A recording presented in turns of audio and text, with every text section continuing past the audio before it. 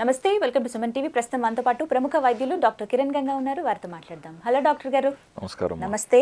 Diabetes ఉన్న వాళ్ళు ఇలా వర్క్కి వెళ్తున్నారు అన్నప్పుడు ప్రత్యేకించి బ్రేక్ఫాస్ట్ ఏం తీసుకోవాలి బ్రేక్ఫాస్ట్లో? ఎందుకంటే ఫిల్లింగ్గా ఉండాలి మధ్యాహ్నం దాకా, అది మనకి మళ్ళీ ఇబ్బంది పడొద్దు. ఎందుకంటే ఆఫీస్లో బయట పనిచేసే వాళ్ళే కావచ్చు, కొన్నిసార్లు తినడానికి కూడా ఉండదు వాళ్ళకి అవకాశం.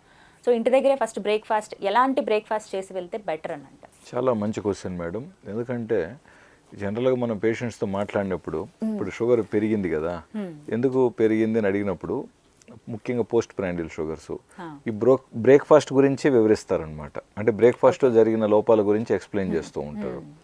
అదేవిధంగా షుగర్ డౌన్ అయింది అనుకుందాం, మళ్ళీ దానికి కూడా బ్రేక్ఫాస్ట్ మీదనే ఉంటుంది యూజువల్గా.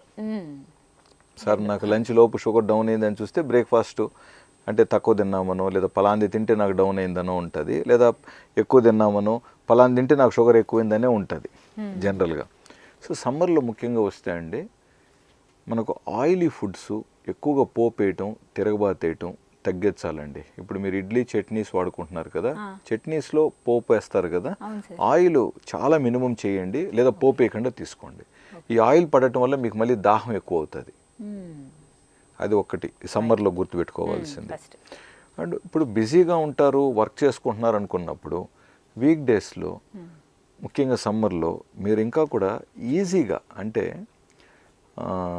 ఇప్పుడు ఇడ్లీ దోశ ఇవన్నీ వీక్ డేస్లో మన బిజీ లైఫ్లో చాలా కష్టమైపోయినాయి. కాబట్టి వాటిని సాటర్డే సండేకో లేదా సాయంత్రం పూట మీరు ఇంటికి వచ్చిన తర్వాత తీసుకోవటానికి కూడా వాటిని యూస్ చేసుకోవచ్చు. ప్లస్ ఇప్పుడు ఇవి వేడివేడిగా తిన్నప్పుడు ఇంకా బాగుంటాయి కదా, వేడివేడిగా అంటే ప్రశాంతంగా తినగలిగితే ఇంకా బాగుంటాయి కదా అంటున్నాం.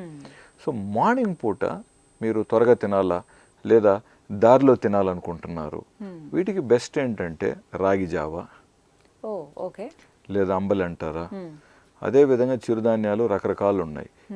వేటితోనైనా కూడా మీరు అంబలే కానీ జావ కానీ చేసుకోవచ్చు.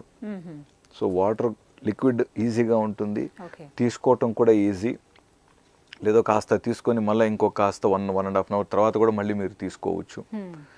సో ఇప్పుడు బ్రేక్ఫాస్ట్ మార్నింగ్ చేశారు, లంచ్కి ఈ గ్యాప్ మధ్యలో ఒక ఫ్రూట్ లాంటిది తీసుకోండి. జామకాయ కానీ యాపిల్ కానీ మీకు ఏది అందుబాటులో ఉందనేది. కీర ముఖ్యంగా చాలా మంచిది, టమాటోస్ కూడా మంచివి అనమాట. సో ఇలా కొంచెం బ్యాలెన్స్ చేసుకోగలిగితే డెఫినెట్గా బాగుంటుంది. అండ్ ఎవరైతే రాగి సంగటి కానీ రాగి ముద్ద కానీ ఇలాంటి అలవాటు ఉన్నాయో, జనరల్గా మనకి ఇవన్నీ లంచ్లో తినే ఐటమ్స్, ఇది రాగి ముద్ద ఇట్లాంటివి. బట్ వర్కింగ్ క్లాస్ వాళ్ళకి ఎప్పుడు మధ్యాహ్నం మనకు దొరుకుతుంది? సో డిఫికల్టీస్ కాబట్టి టైం ఉన్నట్లయితే మార్నింగ్ పెట్టుకోవచ్చు వీటిని చేసుకోవటానికి. లేదు ప్రత్యేకంగా వీటిని మిస్ అవ్వకండి. చాలా మంది ఏంటంటే ట్రెడిషనల్ ఫుడ్స్ని మిస్ అవుతున్నారండి. ఈరోజు మీరు హైదరాబాద్లో చూస్తే రాగి ముద్దకు ఒక పెద్ద పెద్ద ప్రత్యేకమైన హోటల్స్ ఈరోజు.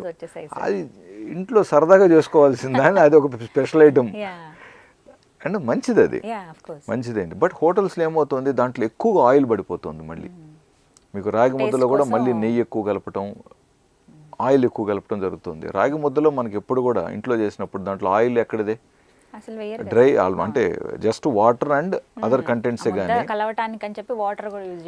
అంతే అంతే. ఏదో పచ్చడి లేదా చట్నీతో తినేటప్పుడు ఒక ఫ్యూ డ్రాప్స్ ఆఫ్ గీ వేసుకుంటారు, కొంచెం కమ్మగా ఉంటుందని చెప్పి.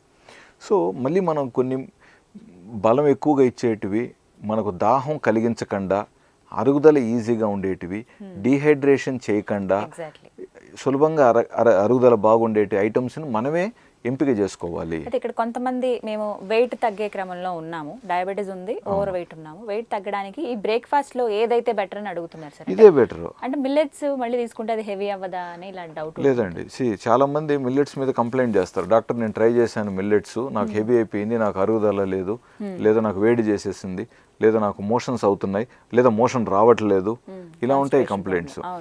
వైట్ రైస్ తినేటప్పుడు ఏమవుతుంది, మన యూజువల్గా రోజు వైట్ రైస్ రెగ్యులర్గా తినే వాళ్ళల్లో పొట్ట అనేది కొంచెం సాగుదల ఉంటుంది. సో మనం కొంచెం ఎక్స్ట్రా తినగలుగుతూ ఉంటాం. సో ఇప్పుడు వీరు సడన్గా చిరుధాన్యాలకు మారినప్పుడు కానీ ఆ క్వాంటిటీ వెళ్ళిపోతుంది తెలియకుండానే. ఓకే. బట్ అక్కడ మనం అన్ని ముద్దలు అంత ఫుడ్ వెళ్ళనివ్వకూడదు, కట్ చేయండి కొంచెం.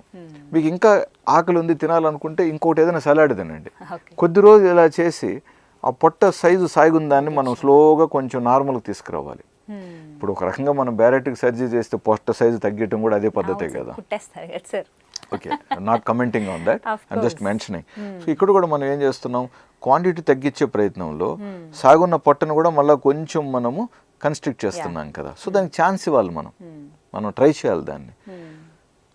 సో వైట్ రైస్ తిన్నంత క్వాంటిటీని ఎలాగైతే మనకు అరుగుదల అవ్వగలిగిందో, ఇప్పుడు చిరుధాన్యాలు అంత ఈజీగా అరగవు, అవి వాటికి టైం పడుతుంది.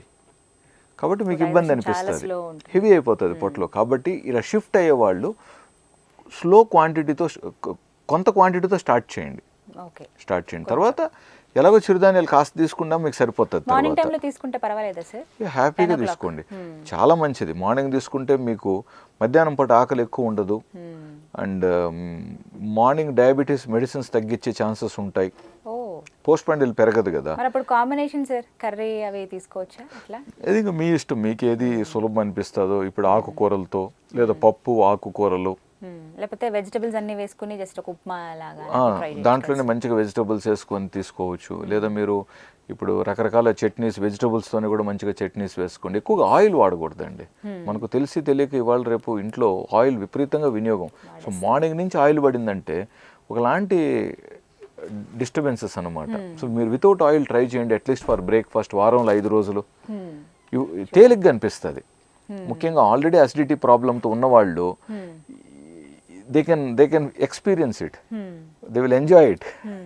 సో ఓన్లీ ఫ్రూట్సే తీసుకుందాం అనుకుంటున్నా బ్రేక్ఫాస్ట్లో అన్న వాళ్ళకి ఏ ఫ్రూట్స్ సజెస్ట్ చేస్తారు సార్, డయాబెటీస్ ఉన్న వాళ్ళకి? చాలా తక్కువ మంది అలా కోరుకుంటారు, ముఖ్యంగా బరువు తగ్గాలనుకుంటున్న వాళ్ళు అండ్ కొంచెం యంగ్స్టర్స్, వీళ్ళు సజెస్ట్ చేస్తారు. బట్ ఎల్డర్స్లో ఉన్నారండి చాలా పట్టుదలగా, పద్ధతిగా అలాగా ఎంజాయ్ చేసే వాళ్ళు ఉన్నారండి. సో ఫ్రూట్స్ మనకు లో గ్లైసెమిక్ ఫ్రూట్స్ ఏదన్నా తీసుకోవచ్చు. అలాగ మాట్లాడినట్లయితే మనకు ముఖ్యంగా మళ్ళీ జామకాయ, Apple, water melon, Musk melon ఇవన్నీ వస్తాయి అన్నమాట. సో ఫ్రూట్స్ అవి తీసుకోవచ్చు. బట్ ఫ్రూట్స్ అవి తీసుకున్న తర్వాత ఒక 1.5 hour 2 hours వీళ్ళకి మళ్ళీ ఆకలేయచ్చు. అప్పుడేం తినాలి? అక్కడ వెళ్ళి మనం తెలుసు తెలియక బ్రెడ్, సమోసా ఇలాంటివి తిన్నాం అనుకోండి, మీరు ఎంత ప్రయత్నించి పొందింది ఏంటి? కాబట్టి అక్కడ మళ్ళీ మనం ఇంతకుముందుగా రాగి గింజ అనుకున్నాం కదా, అలాంటిది కావాలంటే అక్కడ మళ్ళీ సెట్ చేసుకోండి.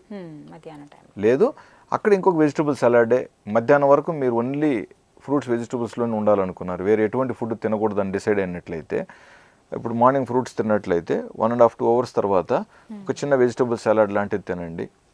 అగైన్ లేదా ఇంకొక ఫ్రూట్ ఏమైనా తీసుకోవచ్చా, again based on your past sugar levels. Me sugar levels కంట్రోల్లో ఉన్నట్లయితే ఇవన్నీ మీరు ట్రై చేయొచ్చు. మీ షుగర్స్ ఆల్రెడీ 250 ఉన్నాయి, 300 ఉన్నాయి. ఇప్పుడు నేను ఈ డైట్ ట్రై చేసి ఫ్రూట్స్ చూస్తానంటే 300 కాస్త ఇంకా 350కి వెళ్తుంది. సో ఆ 300ని ఫస్ట్ డాక్టర్ సలహాతో పద్ధతిగా దాన్ని నార్మల్ చేసిన తర్వాత ఎక్స్ట్రా కార్బ్స్ మనం ఏదైతే కట్ చేయాలనుకుంటున్నామో, ఏదైతే లో కార్బ్ మనం ఫాలో అవ్వాలనుకుంటున్నామో, అప్పుడు ఈ ట్రాన్సిషన్ మీకు హెల్ప్ అవుతుంది. ఈ బ్రేక్ఫాస్ట్లో వెజిటబుల్స్ లేదా ఫ్రూట్ సలాడ్ ఇలాంటివి. సో ఇలా హెల్దీ బ్రేక్ఫాస్ట్ అనేది తీసుకోవాలంటారు. రైట్ డాక్టర్ గారు, థ్యాంక్ యూ అండి, నమస్తే.